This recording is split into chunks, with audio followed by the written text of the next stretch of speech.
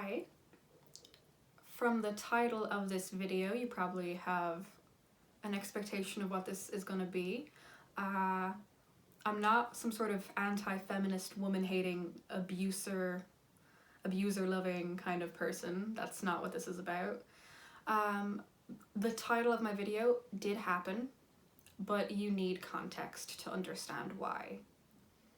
My name is Kat Grimes. I am 22. I love music and crafting and nerdy stuff, and I'm also a sexual assault survivor, in that order. And the other day I went to visit my abuser, and I'm going to tell you why I did that. Okay, so get ready, because this is my abuse story. Fun, I know.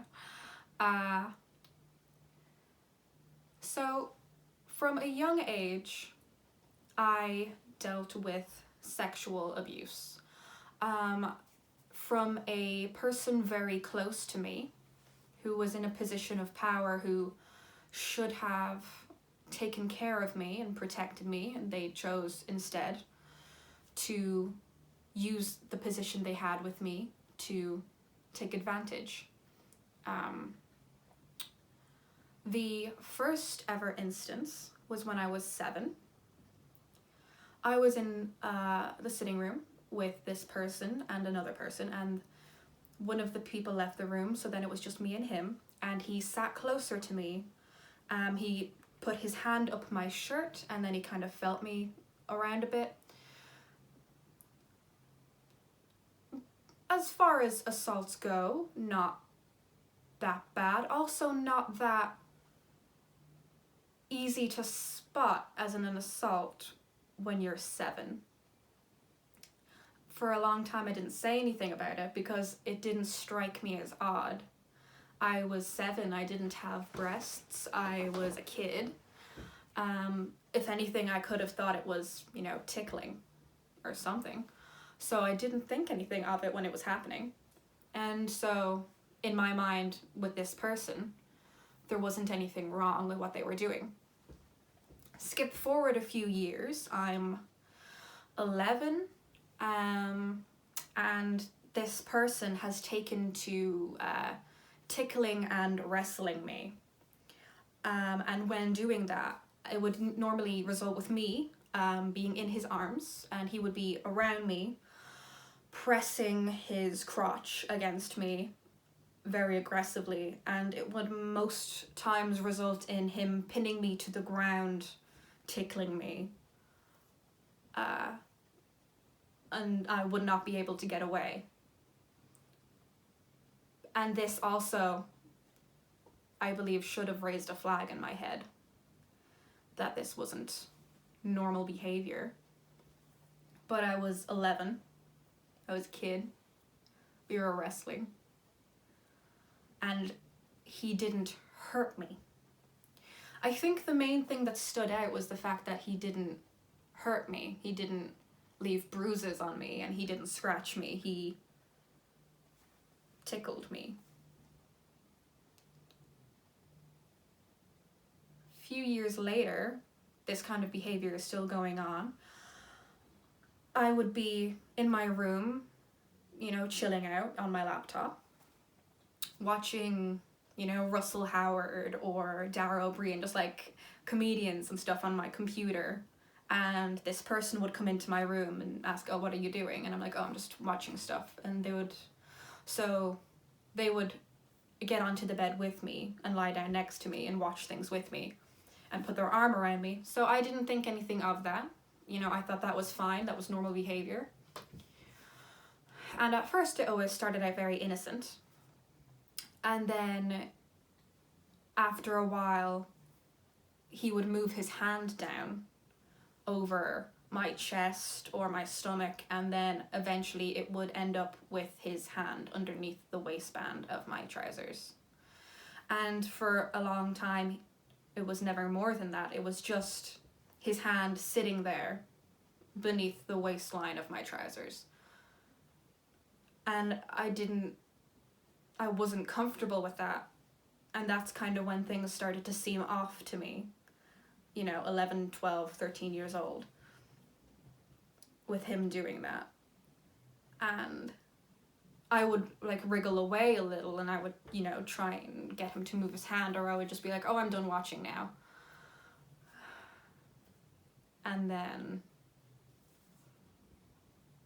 the case that broke everything open for me was in April of 2011, when I was 14 years old. And this person came into my room while I was sleeping, started by rubbing my legs, and eventually aggressively sexually assaulted me. He did not rape me. I believe he wanted to, but he did not rape me. I was molested. That is the terminology. I was sexually molested.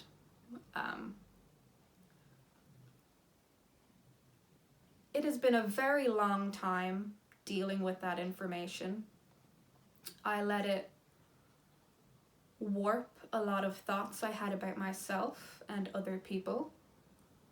It's damaged relationships I've had, both with friends and family and loved ones.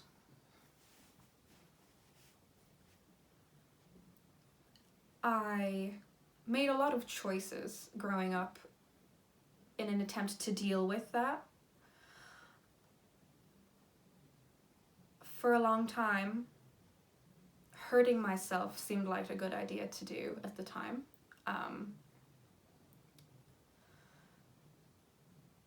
And for quite a while, I felt like it was my fault that it had happened, or at the very least that it had gone on so long. There was actually one time I was in school, and a boy I went to school with had heard someone else saying something about me when the news kind of came out. And it was, I can't believe she just laid there and took it. Did she not even fight him off? And no, I didn't. I didn't fight him off. I never did. No, everything he did to me, I didn't fight back. Because I didn't know what it was. I didn't have the words to know what was happening, or to say what was happening. I didn't have the understanding or any examples given to me to tell me that this was abuse and this wasn't normal behavior for the relationship that I had with this person. I have that now. And the boy who said that about me, he's a dick, but I'd like to think he's grown from being a 16-year-old douchebag. So after the last time he abused me, the most aggressive time he abused me, I told my younger brother that it happened. And the first thing he said to me was, "We are going to call the police." And I told him, "No, I don't want to call the police. I just want to call Mum." And he said, "No, I'm calling the police." So my 13-year-old brother got on the phone, called the guards.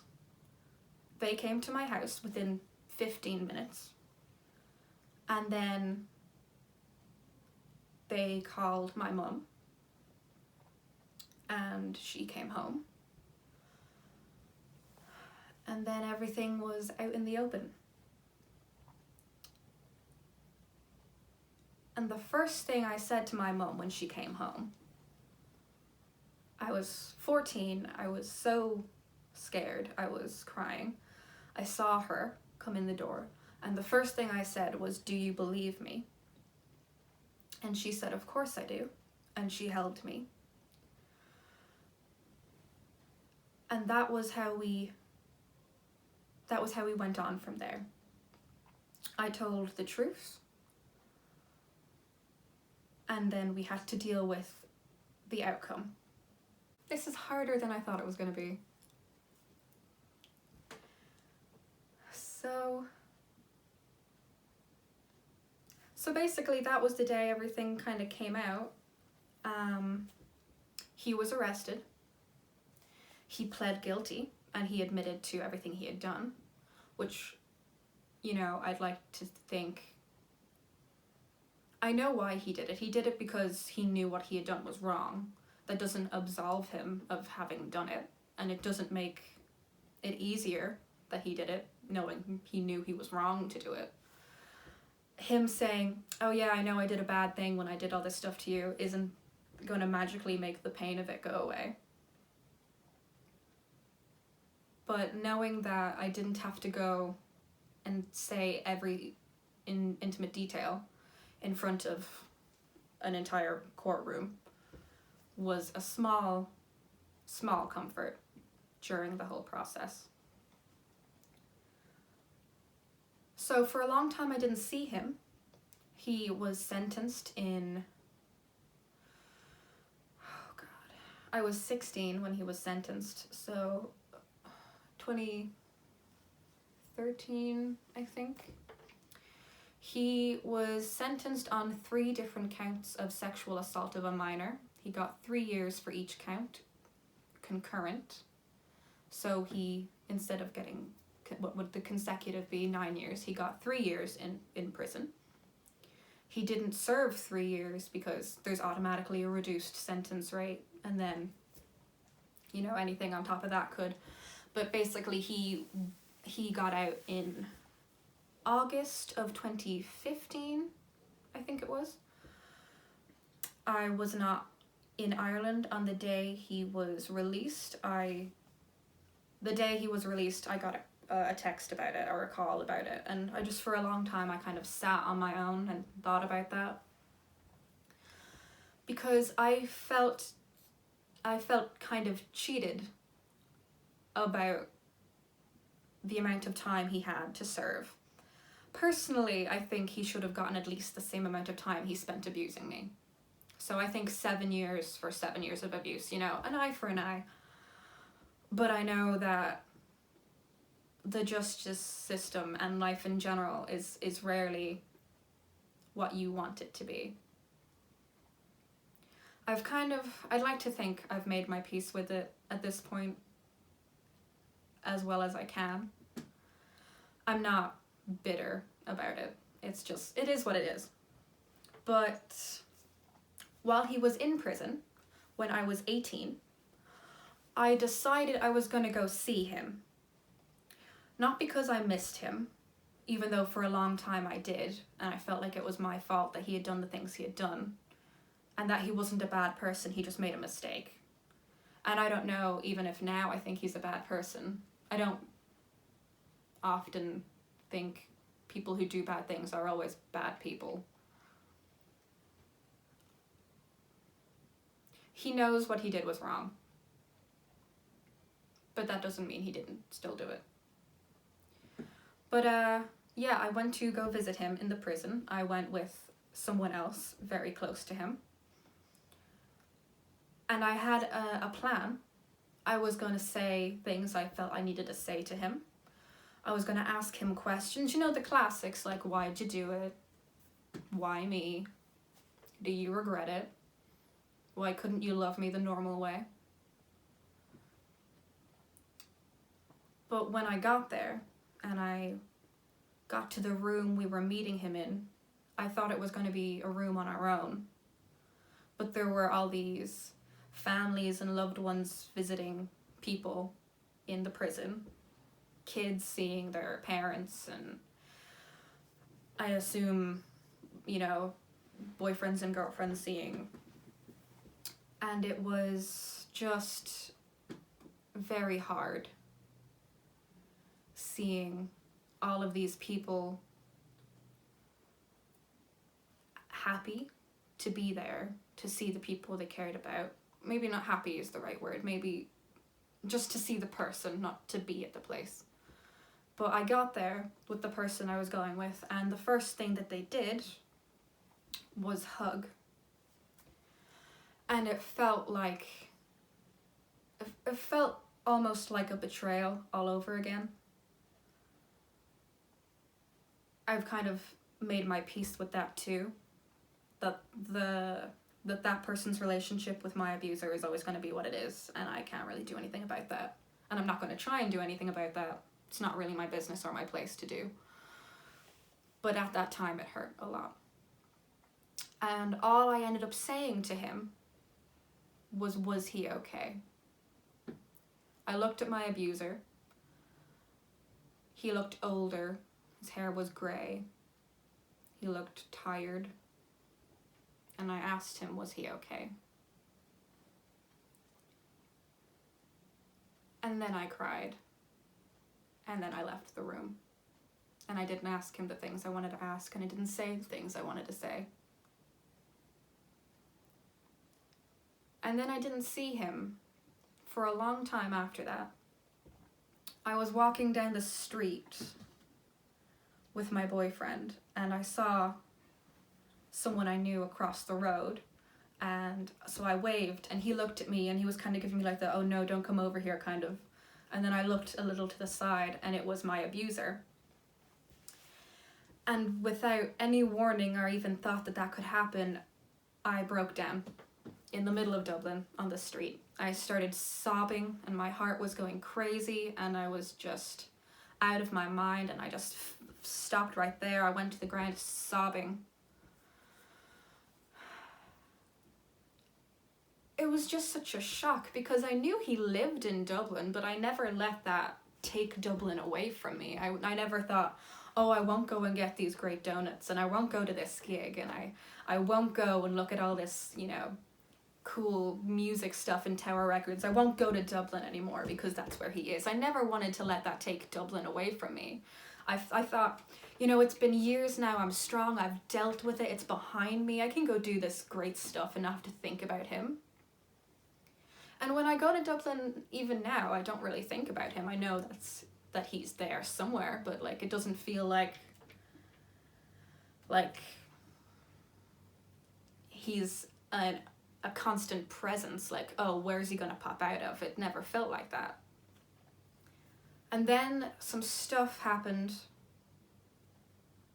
recently that made my decision for me, kind of gave me a kick in the right direction, I think. I'd been wondering most of this year, should I see him? Because I still had things I needed to say, and I still had questions I wanted to ask. And I felt like, was it time? You know? Was it, if not now, then when? What was I gonna do? What was I gonna think if I just didn't see him and didn't do these things? And I felt like if I at the very least did go and see him at least once, then I would never have to have contact with him again, because I would have said my piece and heard what he had to say. I didn't want to see him so he could give me a magical excuse as to why he chose to violate me. He chose to do that, you know, that's that. But I wanted to know his reason. Any reason he could give me. I wasn't expecting to like the answers. I was just expecting answers, you know?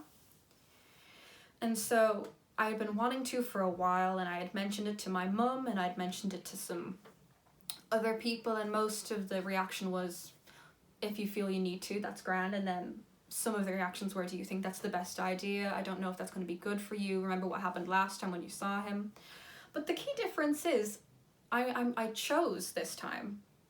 I made the decision to see him. I actively chose in my mind, this is something I'm going to do. This is a goal I'm going to set myself. I felt like I needed to be brave. And I thought I was brave before when it first happened, because when I was 14 and everything happened, I told them I didn't want it to be a secret. I didn't want it to be covered in Catholic shame. I didn't want it to be covered up, as seems to be the Irish way when something tragic happens in a family. I told them I wanted to waive my right to anonymity, which is basically saying I want my name out there. And I think as a minor, you need to get parental permission for that. But like my mom was like, yeah, no, you do what you gotta do. Because I felt like if my story was out there, someone could see that and think, oh, well, this is kind of like what's happening to me. And she said it and something's happened from it. So maybe I can say something too. I thought, in my 14-year-old head, I thought if I were to say something and let it be out there in the world, then I'm going to help people. 14-year-old me didn't really take into consideration that people my age don't really read newspapers anymore. Like, I mean, there's online newspapers now, sure, and like there's Twitter and Facebook and timelines and news feeds, and everything's everywhere now. And then there was the Me Too and the Time's Up, which was great, you know? The fact that all these people were coming out with their own stories of survival and overcoming these bad things that happened to them and calling out people who were responsible. That, I had great respect for people who were able to do that. And I thought to myself, oh, well, I already did that. But I didn't, really. Our names were published. They weren't a secret, they're on public record. But I didn't feel like I actually did anything to help anyone. And even now, I feel like I haven't. Which is kind of why I'm doing this video. The other day, I went to see my abuser. And the first thing I did when I saw him is I sat down across from him and I put out my hand. I sat down and I went like this. Because the first thing I thought was, the last time his hands ever touched me was in an act of aggressive sexual assault. And I didn't want that to be the last time he had ever touched me. Not for him, and not to salvage any relationship we could possibly have, because I don't want a relationship with him, and I never do. I don't want to see him again, and I don't want him in my life. But I didn't want the last time that this person ever touched me to be an act of violation against me. I wanted it to be something that I chose, and I had complete autonomy over. So I chose to shake my abuser's hand, and he shook it. And that was the last time he has ever touched me now. And it's a lot easier to live with that. And I think I'm happy about making that decision. So I met with him. We met in Dublin, in a cafe. My boyfriend was off to the side, keeping a watch, just in case. And so was another person very close to me, keeping a watch just in case. I felt like I could do it on my own. I could go and I could sit with him and I could talk to him unaided. And I did, you know, so fair play to me. It's something I felt like I had to do, and I did it. I asked him my questions. I asked him why. I asked him how long he thought the abuse was going on in his head as opposed to how I felt I was being abused. They didn't exactly line up. I asked why, and he gave me an answer. I don't like the answer. I don't feel like his reason justified it, but what could justify it, you know? Molesting a child. Nothing, obviously. But I still had the morbid curiosity of, why'd he do it? And now that I have those answers, and now that I've said my piece, and I've said all the things I needed to say to him, like, you know, you ruined me as a person and you damaged me for years, and I hurt myself because of you, and I made bad decisions, and while yes, I have most responsibility for making those choices, the reason I ended up making those choices is because of what you did. But I haven't made those choices in a long time. And I feel like I've grown as a person since my wild teenage years of dealing with the outcome of everything he did to me. I feel like I'm not in a necessarily great place. I feel like I'm in a really good place. I'm in a much better place than I was when I was a teenager dealing with all this crazy stuff going on, and I feel like I've come to terms with it finally. And while I'm definitely not ashamed of what happened to me, because it wasn't my fault, it was not in any way my fault that any of this stuff happened to me, I've finally let go. I mean, it's not a secret. If people were like, what's your relationship like with, this person? I'll be like, we don't really have one. And if they ask me why, I can tell them why. And then they're like, oh, wow, that's kind of personal. Why'd you tell me that? Why'd you ask? I'm not ashamed of it. It's not a secret. If people want to know and want to ask questions, okay, I'll tell them. Most people don't want to know and don't want to ask questions because, you don't gotta. And you might be thinking, because I've just said that, well, then why is she making this video? Why is she putting out all the dirty details? Why is she talking about it? And it's for attention. Yeah. I am seeking attention with this video. Not necessarily for myself, even though, of course, there's going to be attention set on me because I'm putting out this video. But I'm actually trying to bring attention to you, whoever's watching. Are you in a situation like mine? Do you know about a situation like mine and you just don't think there's anything wrong there, but you still have this feeling? Because I had a feeling, but I didn't have words to justify my feeling. I do now. If you feel like there's something not right with how someone's treating you, or how someone's treating someone you care about, it's okay to raise that concern, and it's okay to say it out loud, and it's okay to make sure that person going through it, or you, if you're going through it, knows exactly what they're dealing with. You can go online and you can look up warning signs, not to fear monger and not to make yourself worried when there isn't anything there. I'm not trying to raise red flags where there aren't any. I'm not saying any adult relationship with a child is automatically tainted because something must be going on and everyone has a dark side. I'm saying if you're a kid, well, not a kid, not you. If you're a young teen and you happen to be watching this, and there is an adult in your life, or even another teen in your life, who's doing things like I described, or is doing anything that just puts you on an edge, it is 100% okay for you to say, I'm not dealing with that anymore. I'm not putting up with you. I'm not accepting this behavior towards myself. And if you think, oh, but I can't do that, you really can.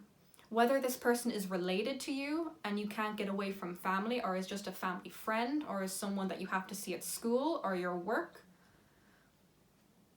there is never a reason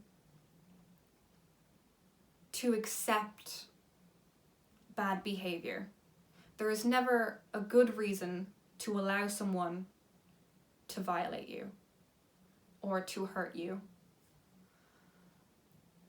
There is every reason to protect yourself and to understand that you have every right over your own body for whatever you want to do with it, and that includes protecting your own body.